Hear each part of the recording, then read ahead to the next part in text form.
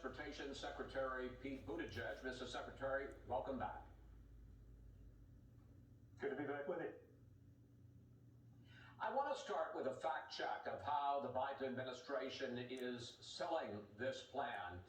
You all like to say that U.S. infrastructure is ranked 13th in the world, but our colleague Chuck Lane of the Washington Post did some interesting research. 3 of the nations ahead of us on that list are Singapore, Hong Kong, and the United Arab Emirates, which are tiny states and hardly comparable. Of the 10 largest countries geographically, including China and Russia, the U.S. actually ranks first. So, Secretary, not to say that everything's fine, but why not be straight about the actual conditions here in the U.S. to the American people? Well, the American people already know that our infrastructure needs a lot of work. That's one of the reasons why there's such strong support for the President's American Jobs Plan. Look, the American Society of Civil Engineers rates our infrastructure. We've been getting a lot of C's and D's, but you don't need an engineering report to know that driving on American roads, they're not the way they should be, that our bridges need work. We've got thousands upon thousands that are in poor condition or even structurally deficient. If you go to U.S. airports and you compare them to airports in other countries, other developed countries, you know that the U.S. is not at a high standard. We don't have a lot of work to do to persuade the American people that U.S. infrastructure needs major improvement.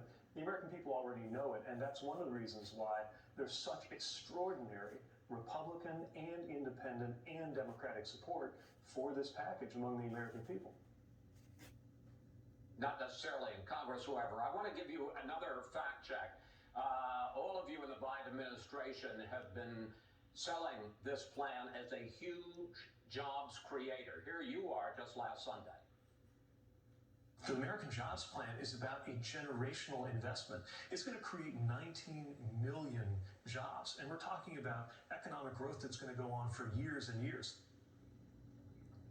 But it turns out the study you're citing from Moody's Analytics says the economy will add 16.3 million jobs without the infrastructure bill and 2.7 million more with it. So it doesn't, as you said last Sunday, create 19 million jobs. Again, Secretary Buttigieg, why mislead folks?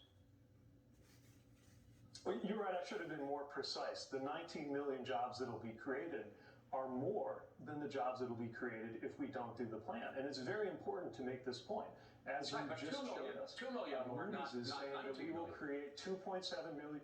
Yeah, exactly. It'll create 2.7 million more jobs than if we don't do it. And that's very important because there are people on this network and others saying with a straight face that this would somehow reduce the number of jobs. In fact, at least according to that Moody's analysis, 2.7 million additional jobs if we pass this package. Just further proof that it's good for the economy, and taken as a whole, it's going to add jobs compared to doing nothing.